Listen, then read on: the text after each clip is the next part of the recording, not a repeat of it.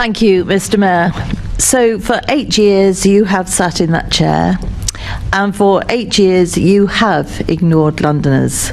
You don't listen, and many think that you do not care. But I do care, and that's why I've been speaking to Londoners from every corner of this city, and I've been listening to their concerns. For this, your final Mayor's Question Time, I think it's time you did some listening as well. And you won't listen to Londoners, maybe you'll listen to me. I met a shopkeeper in Soho who told me that a knife was pulled out at their staff. When they reported it to the police, nothing was done. Now his staff don't feel safe going to work. He said that you're just not listening. Unlike you, I am listening. My crime plan, of course, will get knives off the streets, and I will increase stop and search, give frontline police officers knife wands, and put knife arches in every school that wants one. So don't you agree that London would be safer with a mayor who actually listened? Chair, I'm happy to repeat my answer in relation to examples of where I've listened. We've been listening to Londoners, which is why we are transforming and reforming the police service, doing it openly and transparently. We've listened to Londoners why we've doubled the investment in policing, £1.148 billion compared to real terms cuts over the last 14 years from this government. The 8 years before I became mayor. We're listening, which is why we're bringing back neighbourhood police into London.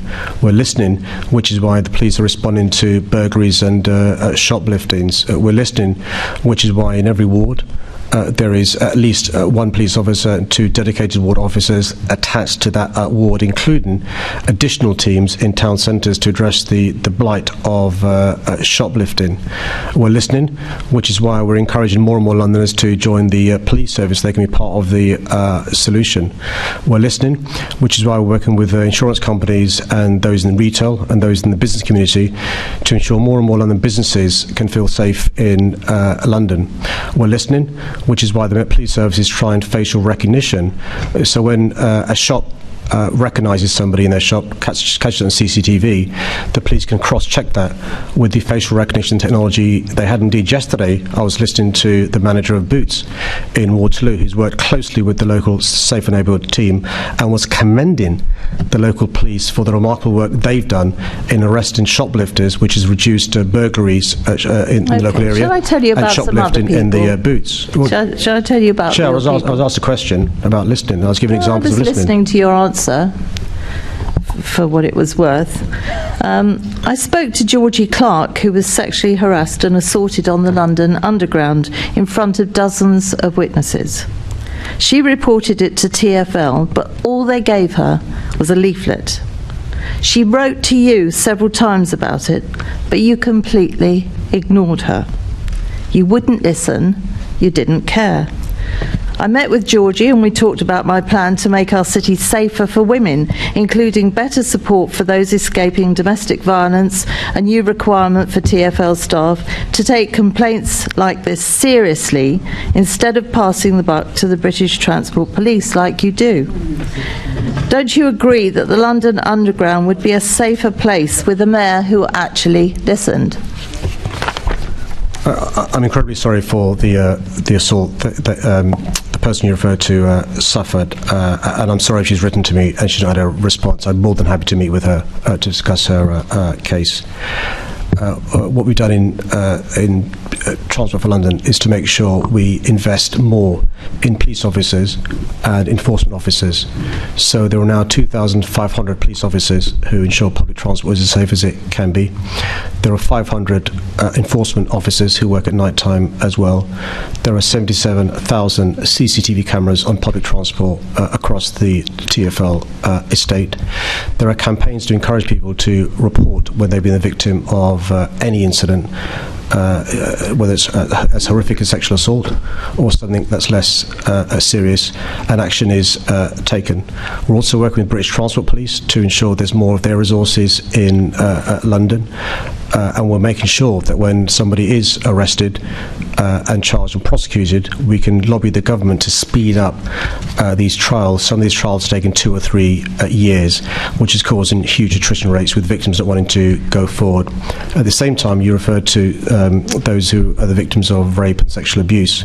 From City Hall, we've invested funding to support more than 23,000 women who've been the victims of rape and sexual abuse. And in the last year alone, because of our investment, there are 550 additional police officers and staff targeting perpetrators, and in the last year we had 500 additional rape and sexual offences charges than the previous year. That shows the difference. And yet when again, somebody Chair, I'm interrupted, but I'm answering. You can't have it both ways. No, I let you answer for a while, and I was going to go on and say that didn't help Georgie.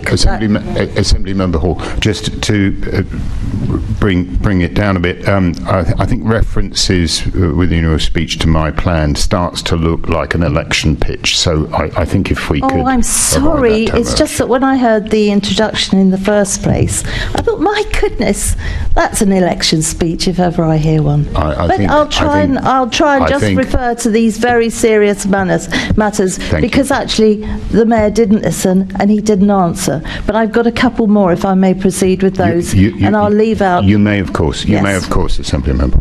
Thank you. I met a young woman who told me that you'd let her down. A man grabbed her by the neck and pulled her down an alley.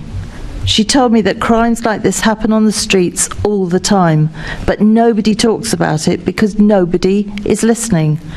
She saw a fight break out on the street in front of her house. She called the police and no one came. So she wants more police officers recruited out on patrol. Now, I mean, I won't need to say that I will find another £200 million to put into the police, because you know that anyway. But you also knew that you threw away £92 million because you failed to recruit police officers. So don't you agree that our streets would be safer with a mayor that listened? Chief, I could respond with some facts. So in the 8 years before I became mayor, the previous mayor reduced the funding from City Hall to the Met Police Service to the tune of 28%. It was a real terms cut and a cash terms cut. Another fact is over the last 14 years, central government has reduced the funding to the Met Police Service to the tune of more than £1 billion, which is a 32% cut in the Met Police budget. The reason why there are fewer police officers, there are less police staff, there are fewer police buildings than otherwise would have been, are the direct consequence of this government's policies over the last 14 years and the previous mayor's policies over the last 8. In response, what I've done is double the funding the Met Police Service receives from City Hall. It is now £1.148 billion, which is more than twice what it was when I became mayor. That's a 103% increase in funding for the Met Police Service. So because of our funding from City Hall, there are now 1,300 additional police officers than would otherwise be the case. There are 500 additional PCSOs being trained, and there is a dedicated police officer and 2 PCSOs in every ward. That's despite the Conservatives. The idea that this Conservative who wants to be the mayor is any different from Boris Johnson or those 5 Prime Ministers beggars belief, particularly because you cheer them on. Again, reference to elections, candidatures are pushing against the line. Thank you. But he does it all the time because he's not listening to you, you see, Chairman. You can say what you like, Chairman, but he doesn't listen. He doesn't listen to our residents. He doesn't listen to us. I've got one more case study that perhaps you would like to listen to, Mr. Mayor. I met a cafe owner in Harrow who told me that the ULEZ expansion is hurting her business. She said that you didn't listen when she and others told you that charging people £12.50 per day to drive would mean fewer customers coming into our shops, that it would mean families being pushed into debt because your scrappage scheme was completely inadequate, and it would mean businesses shutting down altogether, like we saw with the greengrocers in Surbiton Hill, which has been running for 60 years, or the delivery firm in Hornchurch, who has had to pack up shop and leave the country. You didn't listen to any of these warnings. You have postponed publishing the air quality data until after the election because the impact is negligible. All this for the hundreds of millions of pounds that you actually make from it. And now you're working on a pay-per-mile charge, burdening every Londoner with a tax for every single mile they drive. How much better would life be with a mayor who listened and scrapped the ULEZ expansion from day one?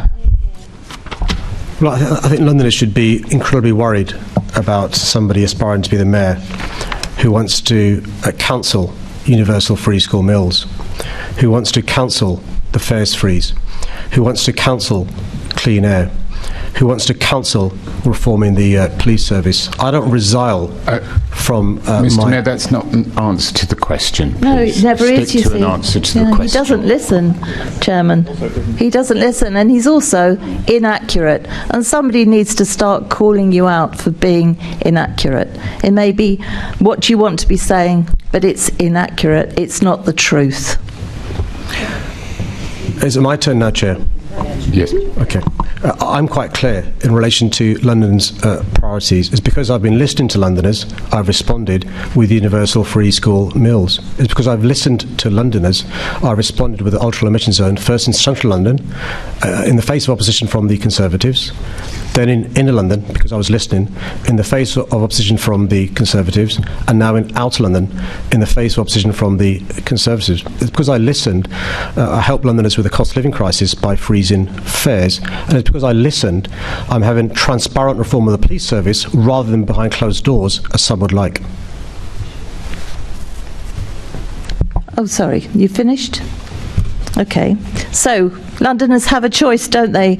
You can choose Sadiq Khan, who doesn't listen and doesn't care, who has allowed crime to spiral, failed to build affordable homes, and is waging war on the motorists. Assembly member. Or we can vote for a mayor who Assembly listens, member. who will get a grip of crime and make Assembly our member. streets safe, who will build the homes Londoners desperately need, who Assembly will member. scrap the ULEZ on day one. I'm listening, and on May the 2nd, Assembly member. on May the 2nd, I hope we can have Londoners some send you order. a message that you will never If we can have forget. some order, please. If we can have some order, Assembly member. You went way over the line there. Sorry, I was Way not over the listening line. like the mayor doesn't. I think it's. We'll now move on. Assembly member Best, you indicated.